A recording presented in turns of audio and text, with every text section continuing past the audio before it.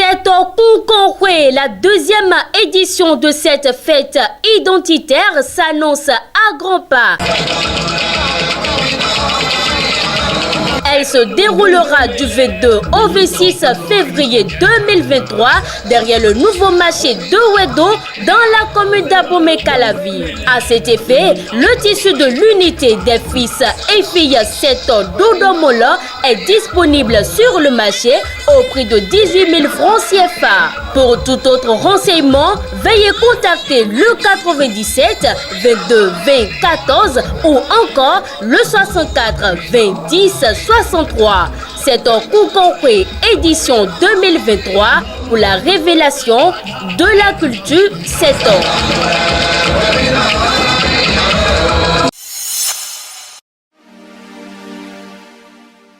Mercredi 1er février 2023, chers amis internautes de Guérite TV Monde, bonjour.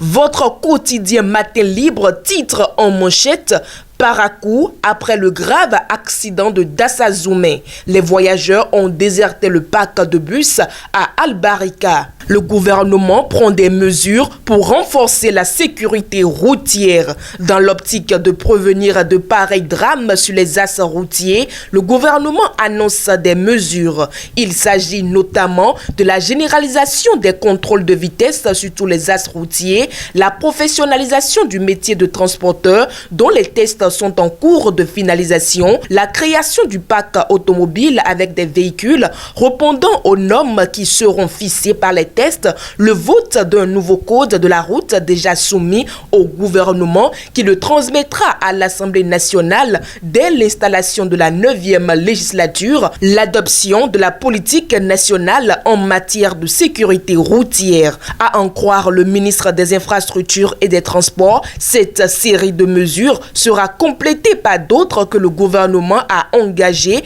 et dont la mise en œuvre sera accélérée. Nous l'avons compris et ce sera fait, a-t-il indiqué. Il a par ailleurs salué l'engagement de la police républicaine aux côtés de son département ministériel dans le cadre des contrôles de vitesse qui seront intensifiés, accélérés et généralisés sur tous les axes routiers du pays. Et face à ce drame, le père Aguenounon s'indigne. Le travail reste énorme, on a beau sauver la face. Reçu sur Radio Planète de Cotonou, l'abbé Arnaud Éric Aguenounon s'est prononcé sur le drame de Dassazoumé. À entendre le directeur de l'Institut des artisans de justice et de paix, son ressenti est celui d'un béninois lambda et de tout humain de bonne volonté. Il se dit meurtri et révolté qu'en pleine ville, dans ce Bénin de 2023, un bus contenant des personnes calcine à ce point. Où sont les sapeurs-pompiers, se demande-t-il. Ceci avant de rappeler qu'on n'a même pas récupéré quelque chose du bus. Tout a calciné. C'est incroyable, s'est-il offusqué avant de se demander si l'accident s'est produit dans une zone si reculée du Bénin. Non, à Dassa, en plein cœur de la ville. Ce qui signifie donc que nous ne sommes pas encore un pays sérieux, pense le prêtre catholique. Cela avant de justifier que le pays sérieux est celui dans lequel il y a des moyens pour permettre aux vies de s'éclore, aux uns et aux autres d'avoir une certaine sécurité. On ne l'a pas, dira-t-il, ce qui signifie, à l'en croire, que chaque citoyen est livré à lui-même et nos routes ne sont pas sécurisées. Je le cite, je n'ai pas vu qu'on essayait d'éteindre le feu, qu'on essayait de faire sortir des gens. Je n'ai pas vu des vidéos comme ça. Je m'interroge sur notre charité, sur le devoir de l'État béninois à protéger ses citoyens. Fin de citation, a-t-il déploré tout en se demandant l'état des casernes des sapeurs-pompiers. Est-ce qu'ils ont des moyens de sauver des vies? C'est une question légitime par rapport à ce que j'ai vu, par rapport à ce que je ressens aujourd'hui, a-t-il confié. Autre titre à la une, réforme, processus et coût de la nouvelle attestation de résidence. Toutes les clarifications importantes sur l'attestation de résidence sont à lire à la page 3 de votre quotidien Matin Libre. Toujours à la une de votre quotidien, enseignement primaire et secondaire, les 305 enseignants radiés invités à reprendre service.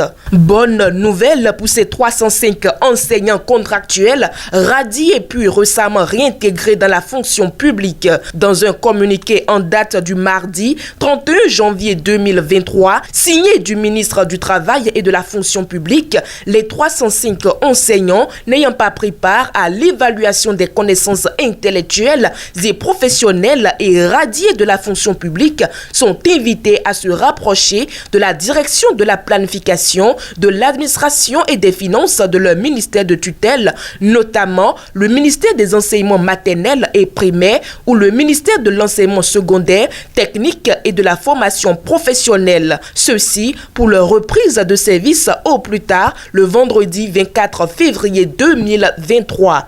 Passé ce délai, ceux qui n'auront pas repris service auraient choisi délibérément de refuser leur réintégration dans la fonction publique, précise le communiqué.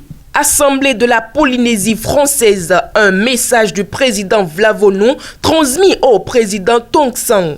En marge des travaux du bureau de l'Assemblée parlementaire de la francophonie, la délégation béninoise séjournant à Papeete a été reçue en audience par le président de l'Assemblée de la Polynésie française. Une rencontre bilatérale au cours de laquelle les deux parties ont revisité les chantiers de coopération qui existent entre leurs parlements. La délégation béninoise était par ailleurs porteuse d'un message écrit du président Louis-Bernou Vlavonou à l'endroit de son homologue polynésien. La police républicaine endeuille.